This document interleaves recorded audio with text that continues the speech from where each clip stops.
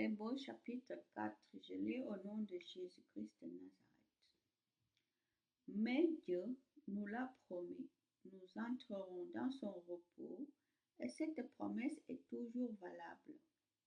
Alors attention, personne parmi vous ne doit penser qu'il arrive trop tard.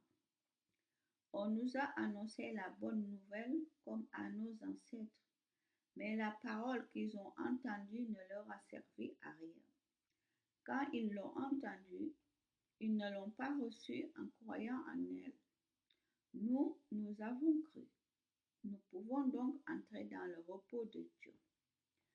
Dieu l'a dit. Dans ma colère, j'ai fait ce serment.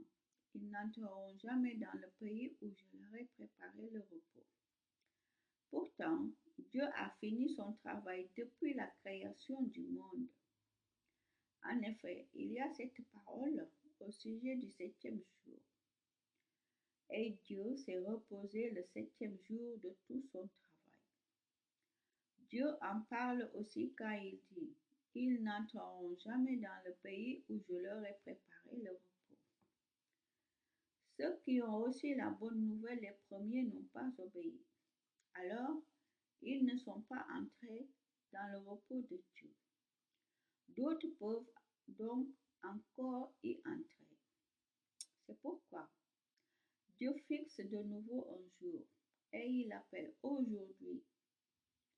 Il a parlé de ce jour-là beaucoup plus tard par la bouche de David dans le texte déjà cité. Aujourd'hui, si vous entendez la voix de Dieu, ne fermez pas votre cœur. Si Josué avait conduit le peuple dans le repos de Dieu, Dieu ne parlerait pas après cela de notre jour. Cela veut dire qu'il y a encore un repos pour le peuple de Dieu. Il ressemble au repos du septième jour. En effet, celui qui entre dans le repos de Dieu se repose lui aussi de son travail, comme Dieu s'est reposé du sien. C'est pourquoi cherchons de tout notre cœur à entrer dans ce repos.